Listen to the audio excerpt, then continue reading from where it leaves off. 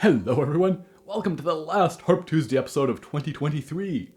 So today I'm going to be doing a look at George Winston's version of Carol of the Bells, which I just posted a music video of that. This is one of the pieces on his album December that I grew up listening to. It's a fantastic arrangement of Carol of the Bells.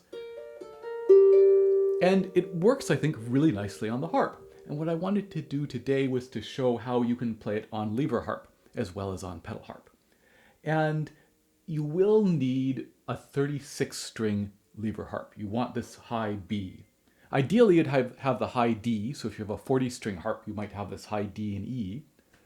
The low notes don't matter. We don't go very low in this piece, but we do need this high B unless we want to do a bunch of rearranging or maybe transpose it to a different key. Other than that, as I say, it can be played on lever harp. And I want to just kind of go through it and talk about that and look at the fingering and give a look at this piece. Let's start by talking about the sheet music. So George Winston, I think his playing was always very improvisational, and he never wrote down and published any of his music, but various people made sheet music from his recordings, and some of it is officially approved, but it doesn't mean it's accurate.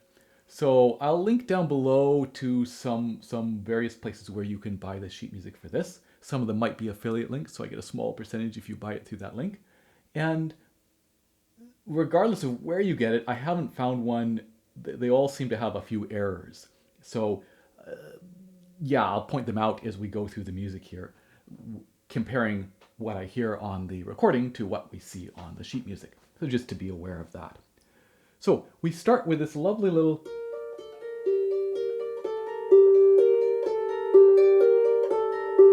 eight bars of that. And of course that's Carol of the Bells, this little melody.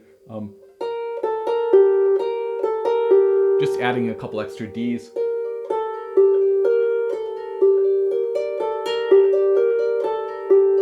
Pretty straightforward. 2, 1, 2, 1, 3, 1, 2, 1, 2, 1, 3, 1. And the left hand does that throughout so much of the piece. Then we start to bring these chords in.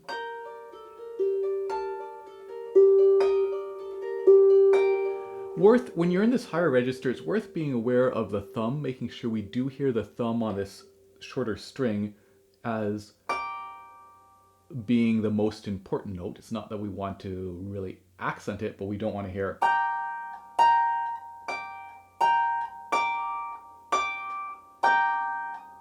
We want to hear more of the thumb than anything else, that top note.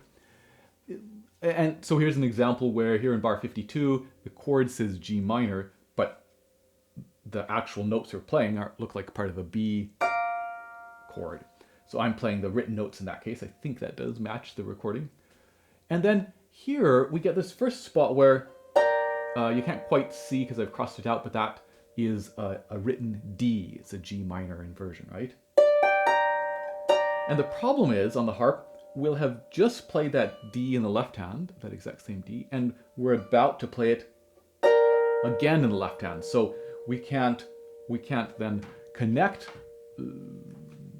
the left hand thumb, cannot connect, normally we'd have 2 in 1 placed, if we try to play this D. Because then we're placing on the D we're playing in the right hand. So for the longest time, I just left that D out and played G and B.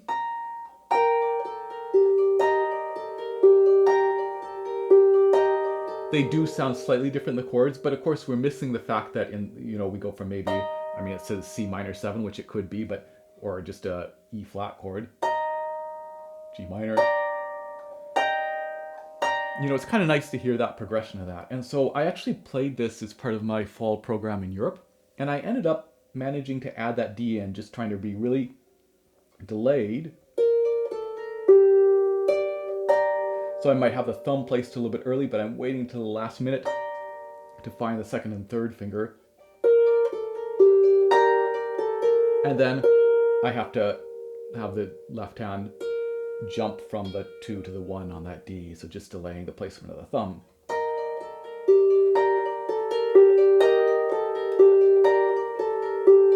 It's the type of thing where I think, again, part of that is just the longer you've played, the more you might be able to really fine-tune the timing of something like that. It's awkward writing for the harp. right? Trying to replace on a string you've just played is always a bit awkward on the harp. It's not the sort of ideal harp writing. So two options there, right? To try and just leave the D out, or to try and play the D if you feel you can get that sounding in a way that you're happy with. And then we get the first like really hard or challenging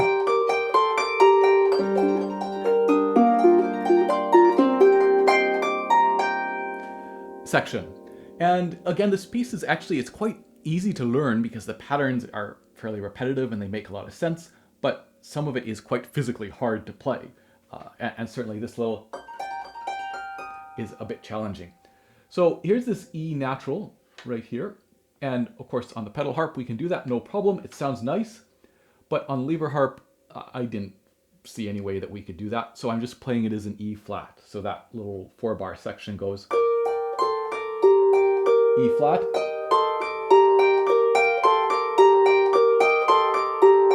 Yes, it would be nicer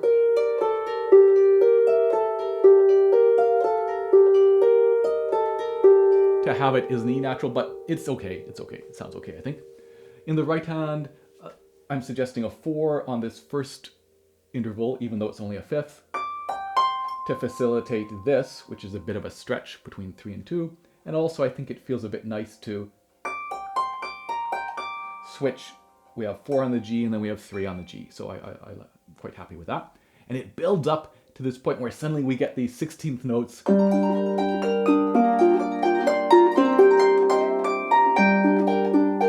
Which is great fun, a bit challenging. So you'll notice here in the right hand, even though this is an octave stretch, I'm choosing to do 1, 2, 3, 2, 1, 2, 3, 2, 1, 2, rather than the more sort of typical 1, 3, 4.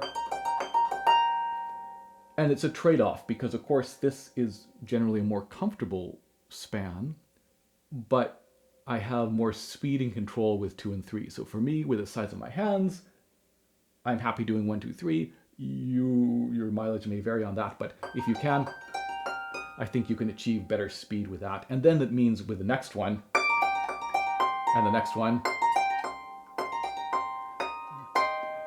we can easily do 1, 2, 3 because the shapes are smaller. I'm coming off at the end of each of these bars in the right hand, instead of trying to connect over.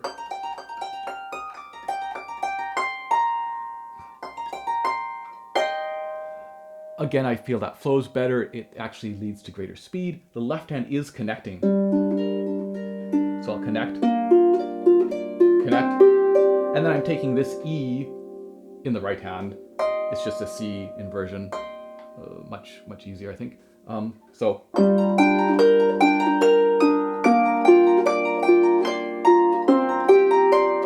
change. So on the lever harp, we're gonna have to change this E and F up. And ideally, we'd like to kind of do that with one motion. You can see how I can sort of flatten my thumb and grab both of these because we don't have a ton of time.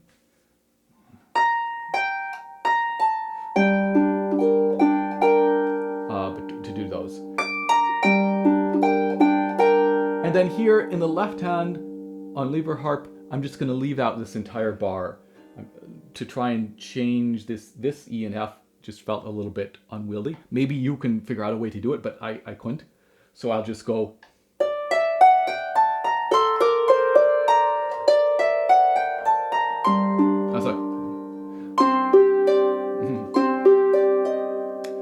That's something like that, right? So we have these up, and we'll do the first scale. Sorry. The left hand will join in right here with 4, 3, 2, 1.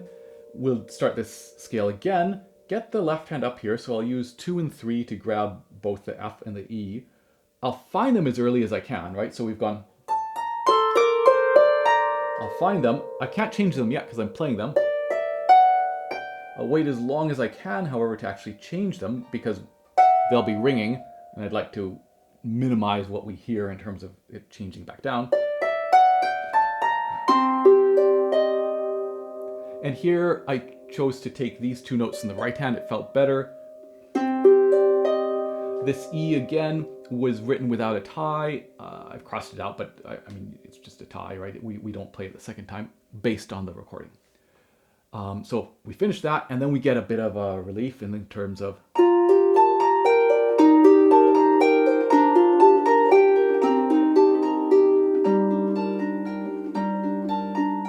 a little bit easier, and then back to. We could repeat back to bar 47. I generally don't. I feel it's kind of the perfect length without the repeat, but you certainly could. If you do the second ending, it's the same as the first ending, exactly the same. Again, this I think is a misprint or an error that we should continue in the left hand. We should have that eighth note there, that B that existed here the first time that we did it. So again, same thing. We get 4 bars of, and then we get these scales, a new bit. Again, quite challenging. So we have 9 notes going down, and unfortunately they're not in a row because then we could slide 1, 1, 2, 3, 4, 1, 2, 3, 4. But instead we're skipping the A, right? We go B, G. So I would suggest 1, 2, 3, 1, 2, 3, 1, 2, 3.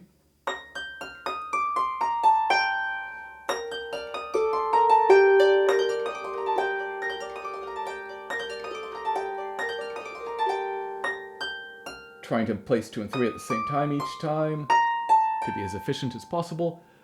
You can practice it slow and loud.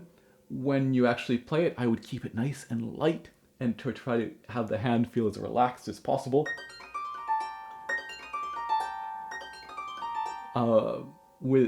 It's that balance, right? You want to feel that you do know the strings and the movement, and then you can back off and have it be very light, rather than initially having it maybe be light but end up having it feel that it's uncertain. So pretty challenging. We do 4 of those, and then we should do 2 with the same shape but starting on the D. So I'll do it, say 2 octaves lower. Right, D, B, A. Again, it's compared to the recording, it should be 2 bars of that instead of just the 1. But on this harp, I don't have that high D. So I'll just repeat the B one. So it ends up being 6 bars. I'll do it from what is this, bar 94 for you. 3, 4, 2 more. And then we get this continuous string of 30-second notes. So we go down the same way, right back up, cross 3 under to the D, awkward because we're skipping the C, but that's because we need to go right all the way up to this B again. So we could finish with 4, 3, 2, 1, but then we're stuck having to jump all the way up to that B, and we would like to try to connect. So 1, 2, 3, 1, 2, 3, 1, 2, 3, 2, 1, 3, 1.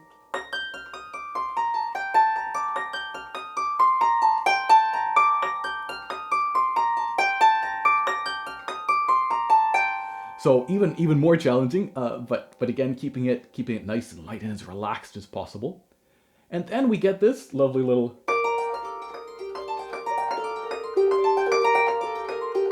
again kind of challenging, but a lovely feel in the hand. So 1, 2, 3, 1, 2, 4, 1, 2, 3, 1, 2, 3.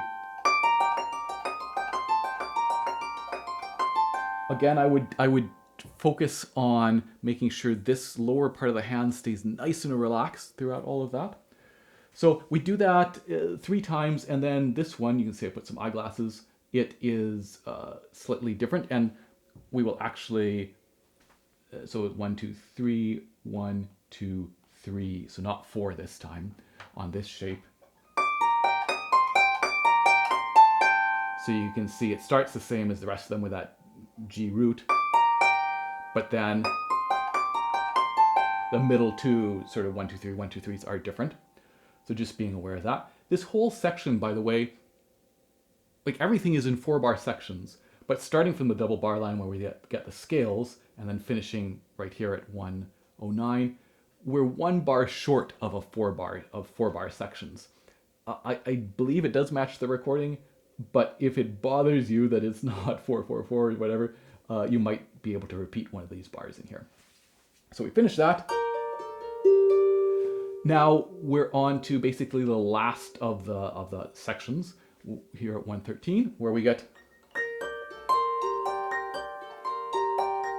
left hand's doing its steady little thing. In the right hand, you know, we're all of this throughout this. We're going to start with this high B and G. You can see why you really need this high B, right? It would be really awkward to just move everything down. Doesn't sound the same if we move it down an octave. And then we're going to jump, find 2, 3, 4. The reason for finding 2, 3, 4 instead of 1, 2, 3 is it's closer from where we're coming here. The thumb doesn't have to move quite as far as if we went all the way down to here. The hand, it's easier, a shorter movement for the hand. And it's also a shorter movement back up again, right? 4 bars, then we add in the thumb, because we're going to get 4 notes. So 1, 2, off, 1, 2, 3, 4, 1, 2, 1, 2, 3, 4. Then we add a slide in. 1, 2, 1, 1, 2, 3, 4. 1, 2, 1, 1, 2, 3, 4. Great practice for the slide. We've got everything placed. We're going to slide, play. You know, the danger is a slide and then another slide. So, and then finally, it's the same fingering with slightly different notes. 1, 2, 1, 1, 2, 3, 4.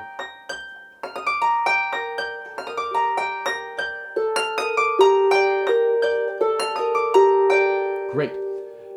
4 bars of that. And then these last 4 bars are, I think, to me, definitely the most challenging of this section, because we have to jump down to 2, 3, 4. Or 1, 2, 3. You can see a couple possible fingerings.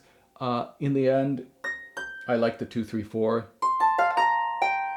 with that theory of it's less movement, and it's kind of matching what we've been doing earlier. It's not so bad. I mean, we do have to jump up here fairly quickly. 1, 2, 3. So this next one is 1, 2, 3, 1, 2, right? 1, 2, 3, 1, 2, off. And then this one, we can go 1, 2, 3, 1, 2, 1, 2, 3, 1, 2. Or I had a student who ended up doing it 1, 2, 3, 4, 2. That makes a certain amount of sense, right? Because the fastest bit is this, is all the way to the B, right? Where we have 16th, 16th, 16th B. Now we have a little bit of a twice as long before the next one. So even though we're not really connecting, it's maybe the spot that we have the most time. One of the problems with crossing over is we don't have a lot of room. If we were down here, much easier. Here, I have to slide down in order to cross the thumb over. So it's a bit awkward. And if you watch, so if I practice that in slow motion, I will connect. If I practice it slowly, but if I play it at speed and watch it back, I'm not actually connecting. I'm just kind of jumping, but I feel as if I'm connecting. So that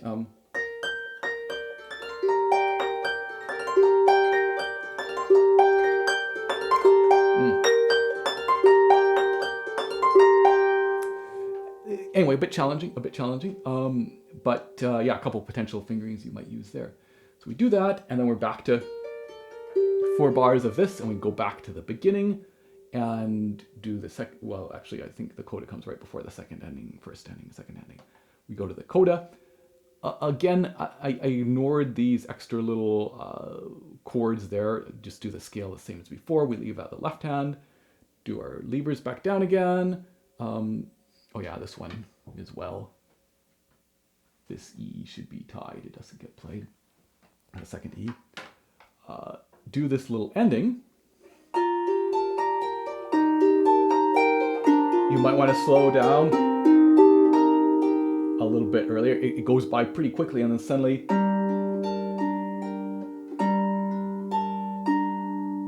that could be the end right there at 1:45. And then here, this should be up an octave in the right hand. Take your time.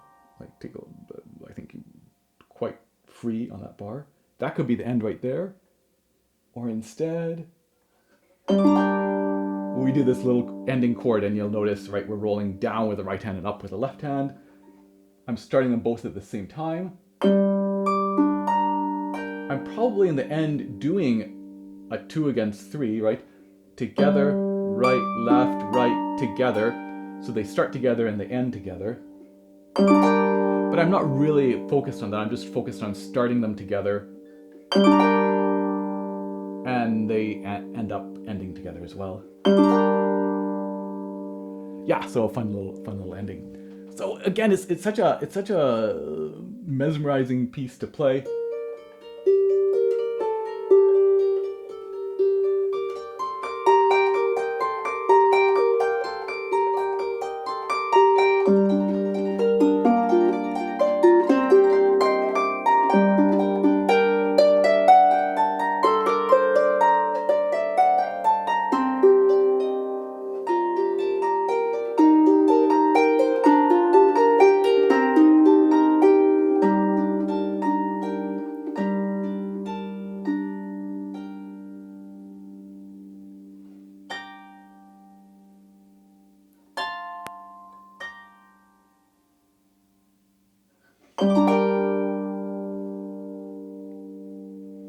Yeah, I love it. I love it. And as you can see, I think it does work quite nicely on lever harp, as long as you have that high B. So hope you've enjoyed that. And thanks so much for watching this past year. This is the last Harp Tuesday episode of 2023. I think it's the 21st episode of 2023. So I didn't quite manage to do 26. A lot of travel this year. It was a really fantastic year for me for travel and performance. Some great Harpists in the Wild videos as well. So thanks for watching me this past year, and thanks for all your support. A particular shout out to my Patreon supporters and everyone who supports me through various other means as well. It really, it makes the huge difference in terms of allowing me to continue to make these videos. And thanks for watching. So I look forward to lots more videos, lots more Harp Tuesday episodes, lots more Harpists in the Wild in 2024. And I wish you the very best in this new year. I will see you soon. Cheers.